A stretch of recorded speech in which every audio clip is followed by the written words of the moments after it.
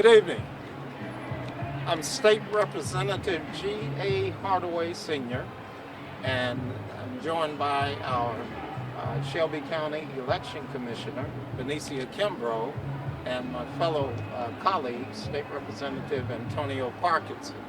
The reason for the press conference is that we received several calls from constituents who are concerned that their votes are being miscast in spite of the effort that they make to operate the machines as instructed. So we're going to make this easy.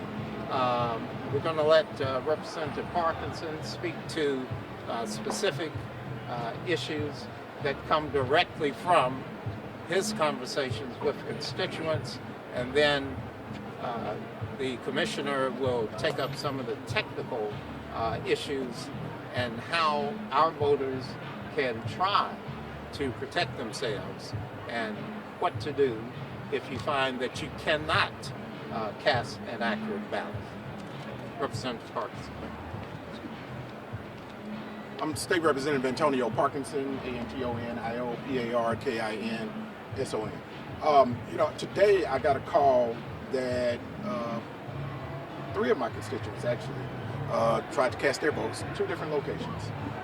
One constituent is about a little younger than myself, but she also took her mother and her aunt to vote, who are in their 80s. Her experience was at Greater Lewis in Midtown, and when she said she had to press the button 4 times because her vote kept switching from Gloria Johnson to Marsha Blackburn every time she would press the button. And she said the same experience was happening in Raleigh, where her mother and her aunt voted, and when they would press the button, it would switch also. I find this alarming, because you think about, people that go to vote who might miss the fact that their vote switched, and they hit the button to cast their ballot, and they're thinking they cast a ballot for one person, and they ended up casting a ballot for another person. When you hit that cast ballot button, your vote is done. You cannot undo it. This is incredibly alarming because when I got the news of my constituents casting their votes and the votes being switched, I went to my text message to tell my colleagues what I heard, and there's a whole line of text messages that was taking place about this thing happening in other places, throughout Shelby County. So it appears to be a pervasive issue. I want to applaud my colleagues and our election commissioner because we are doing something about it, and we're trying our best to get the word out. Should I cut that conversation off? Yes. I also want to mention that I did reach out to the election commissioner, sent her a text message about these things that are taking place. She called me back. The administrator, I'm sorry, Linda Phillips. And she called me back, and I expressed to her, what I thought was the urgency of the matter, and I asked her what she was going to do to get the word to, the voters, that are in Shelby County.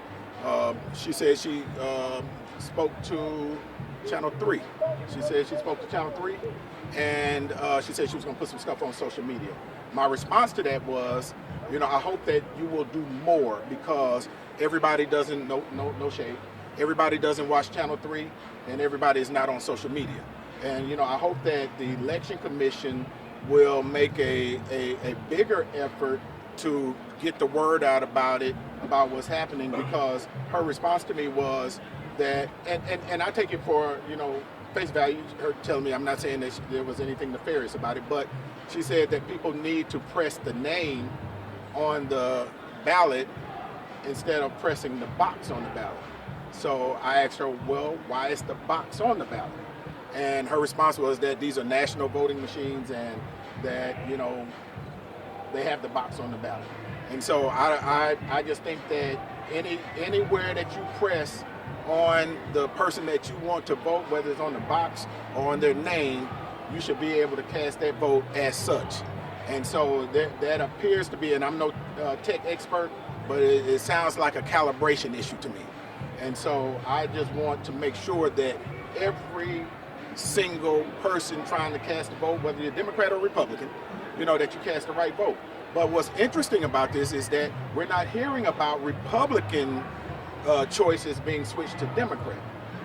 But every case that we've heard has been Democrat choices being switched to Republican choices. And it's also happening on the referendum also. So the same constituent said that they voted in the referendum, they cast their vote, and it was switched to another vote.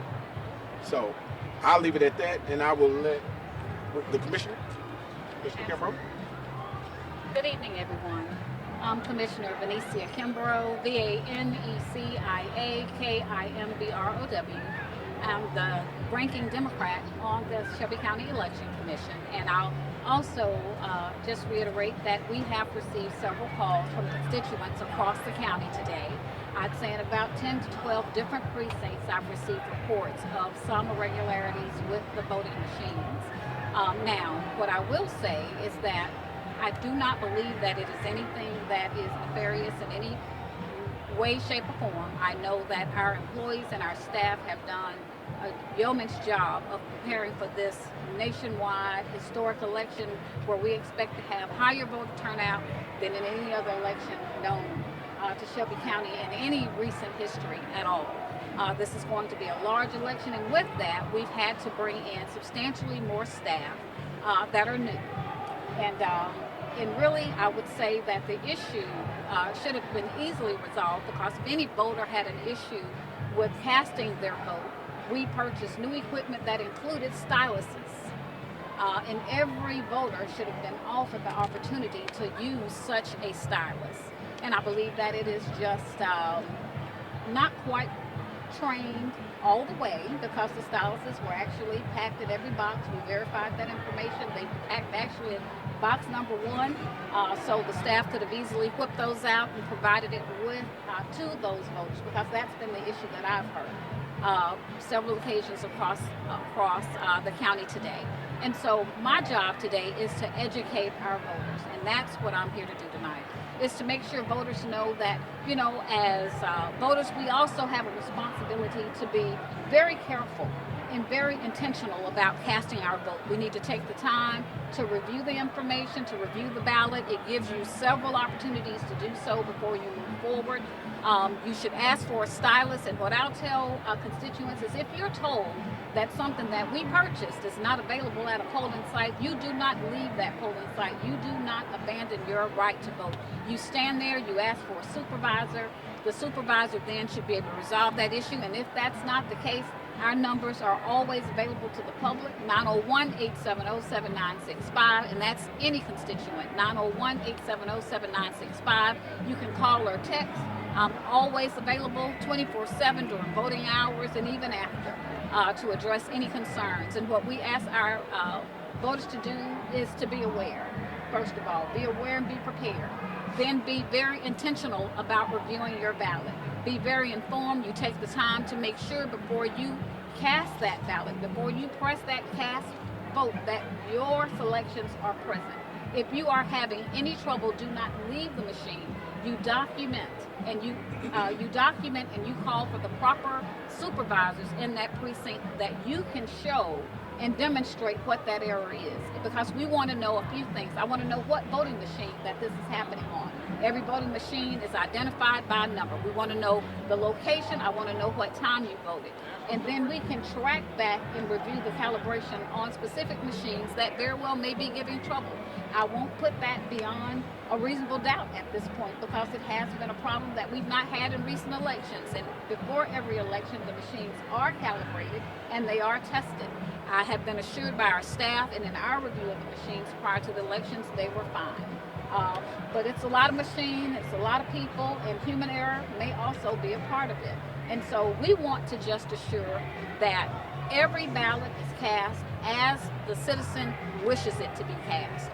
And part of that is standing your ground right there at that ballot box, and you make sure that your vote has been properly recorded. And if it has not been, you have a right to ask for a supervisor and to reach out to those that represent represent you, namely myself and the other 5 election commissioners, as well as our staff and team. Your problem should be resolved on the spot. There's no rushing when it comes to this civic duty. You take your time and you do what's necessary to make your voice heard.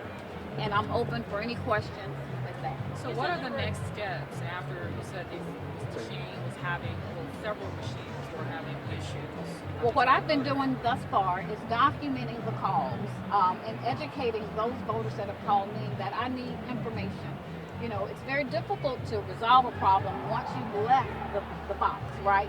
If you haven't documented a specific voting machine number or any particular information, and you don't give your name, you don't give information about where your polling place is, it's very difficult. Those that have identified as such, the staff will be reviewing those machines and checking for proper calibration. And what we also did is we sent a massive email to every voting supervisor to assure that stylists were out and available. And we did that after the second call I got. We didn't wait until this evening. Probably have gotten dozens more calls like that since then. But we immediately went into action. So our response was swift. What we also have done is had a video made that will go up on the website, which will demonstrate, you know, because some of our citizens may not see so well, you know, maybe elder, don't quite understand, but what people do is that they learn by visual aids. And so we've prepared a visual aid that's going to be made public for the citizens to watch and understand that pressing with your finger is not the most efficient way because the machines are new and they are highly sensitive, but using a stylus and or pressing on the water bar, which includes the whole name of each and every candidate, would be much more efficient and exacting than the tiny box that's on the left-hand side. You know, because when you're pressing the box, your finger easily touches 2 spaces, right?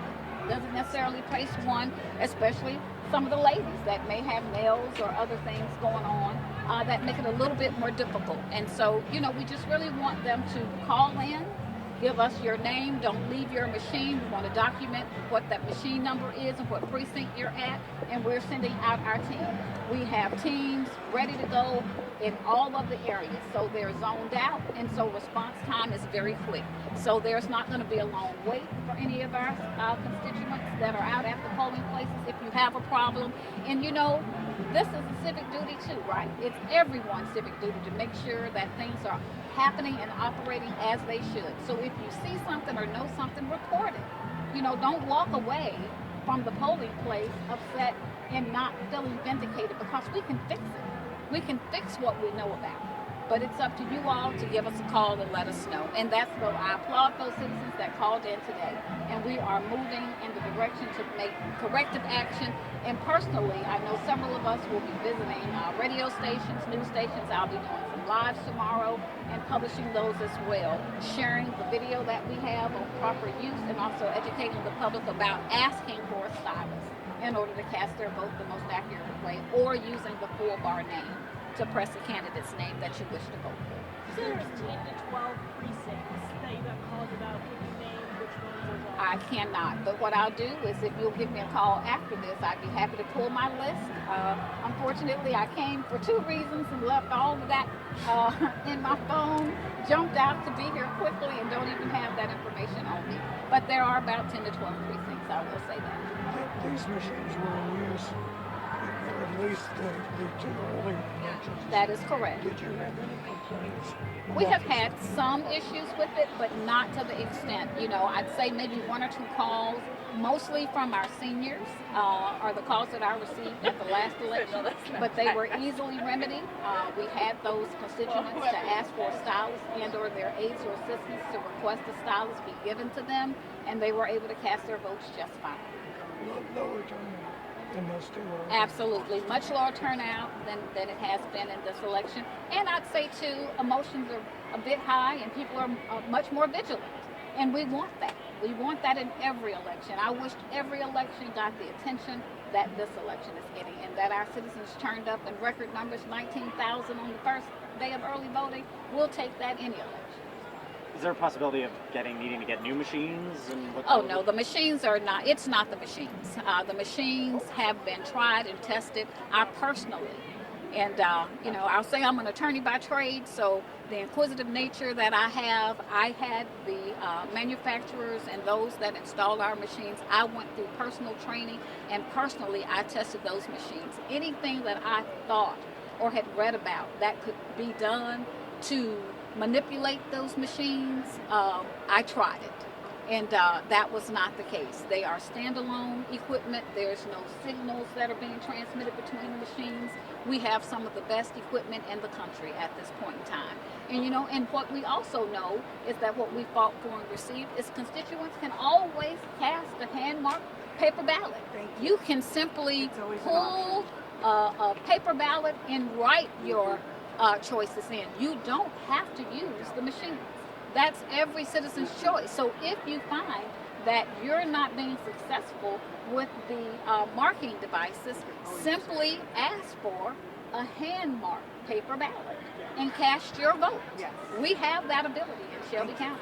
So it's just a stylus issue. I'd say that the error with how we're pushing our fingers on the equipment using the check marks versus the bar, because the check marks really should be used with the stylus.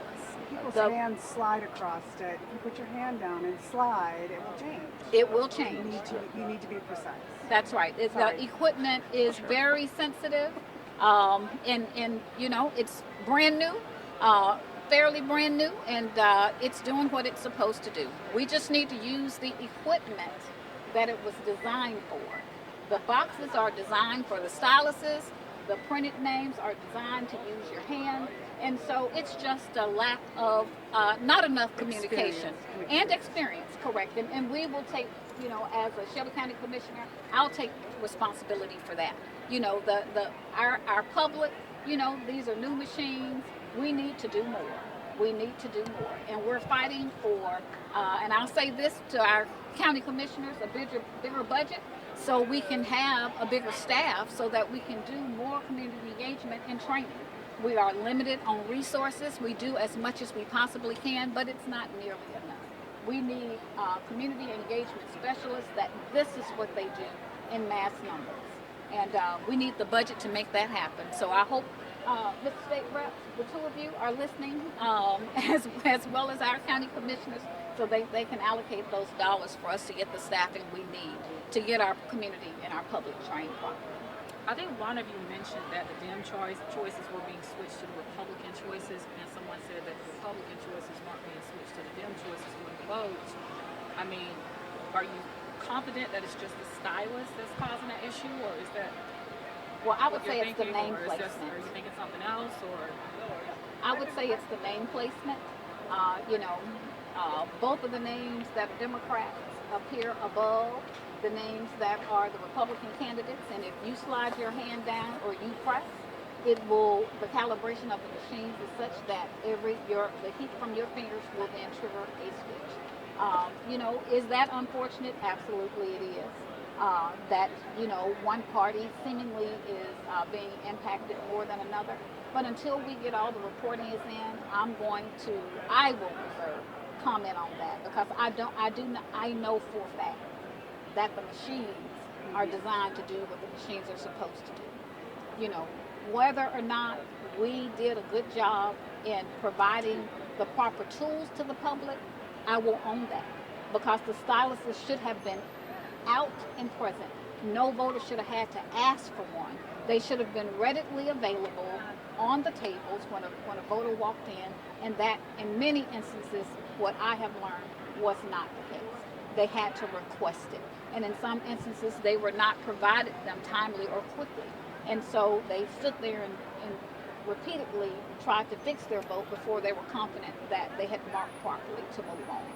And let me respond to that also. A couple of things. Yeah, sure. A couple of things. One, I agree with the commissioner about the styluses. The styluses should be offered. They should be suggested when the voter comes in, so that the voter knows that they can use a stylus. The other thing is, you know, quite possibly, the reason that we're hearing about the Democratic votes being switched is because our Republican constituents don't normally reach out to us. So I don't know if there are Republicans that are having the same problem, and it could very well be, but it's our, members of our constituency that are Democrats that are reaching out to us. So, and I would rather err on the side of that it's possibly happening on both sides, possibly, but the people that I hear from are, trying to cast Democratic votes. And last thing, Chairman, is this, this is what is needed. So first of all, let me tell you thank you. And thank you, Chairman, for putting it together too. This is what's needed, the education and the intentional, education of the constituency, as they are going to cast this vote, because this is a big election. And there are a lot of people that, maybe, and I think Linda said this, people that just only vote in the presidential election. So they may have never even seen these machines before. Absolutely. Right? And so this kind of platform is incredibly important, but I think we and it may be a budget issue, that we should be create a runway up to the elections and educating the public and everyone in the technical parts of how do you cast your vote. Thank you. How soon will these issues be resolved, you think? I think immediately. I think that we sent, like I said, a rapid notice to all of the voting precinct supervisors. I'd say about 2:30 this afternoon, the memo went out to them to pull those statuses out of those boxes and make them readily available for the constituents. And so it's just a matter now of it matriculating that information, going from the supervisor to each of the poll workers that are there on site, and eventually the public. Platforms like this, I think I see pretty much all of the news stations here, and so hopefully you all will repeatedly, as a PSA, continue to run at least the soundbite as to what constituents should be using and should use, and we'll also try to hit the radio airwaves. So education is key. And that's what we will continue to do. If it is found that a particular machine is repeatedly giving some error, we'll have those machines pulled and replaced. Tested first, and then if it is found that they are erroneous in nature, having too many issues, we can pull and replace them. We have standby equipment ready to be replaced in a matter of 30 minutes or so at any of the precincts, should that become necessary. We've not seen enough consistent data, one constituent at a precinct or one at another. It has not yet been, a particular precinct has had a plethora of complaints. That's not what we found. It's mostly been one at a precinct, is what I've received. You said 10 to 12 precincts, so you have a count of the number of machines that were active? We don't know, and that's part of the issue. We don't know the machine number because at most instances, the voter, the constituent, had already left the polling place by the time they made the report. And so what I advocate for is do not leave the voting place. You stay at the voting place, you stand, you stay, you document, and then you report. Stay, document, report. Do not leave. And that's what will get to the bottom of if there's a particular machine that's giving us issues or not. But I'm certain after all of this, the team is also watching and looking and reporting at the particular precincts. And our tech teams are on the ground as well. Thank you. Thank you all so much. I'm not quite as nice as my colleagues. We appreciate the commissioner being available to do the job that Linda Phillips is being paid to do. Number one is to educate the public upon the use of the machines. Number two is to make sure that all of the tools necessary are available to the voter.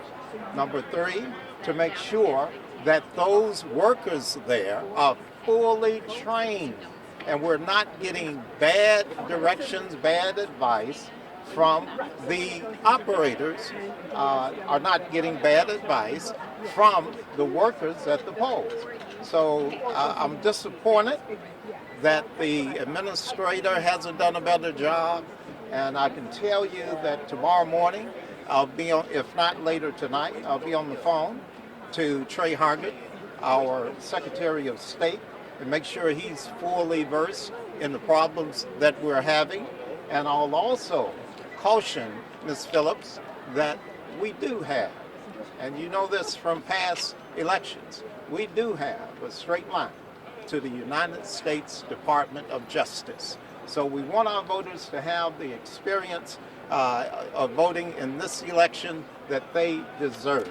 So once again, we appreciate the job that my colleagues have done today to educate the voters. Number one, when you get there, don't leave until you have cast your vote. If you're running into problems and they're not resolved, call your state legislator, text your state senator, call the commissioner, Commissioner Kimbrough. Don't leave that poll until you have cast your vote. If they can't straighten out the machine, your option is to cast a paper ballot. If there are other issues about your registration or anything else, you can cast a provisional ballot. Do not leave until you have cast your vote. And if you have problems that you cannot surmount, call your state representative, call your state senator, or call Commissioner Kimbrough. So thank you all, and once again, thank you, Commissioner, for doing the job that Linda Phillips gets paid to do, and that's to educate the public on how to properly operate the machines. Thank you.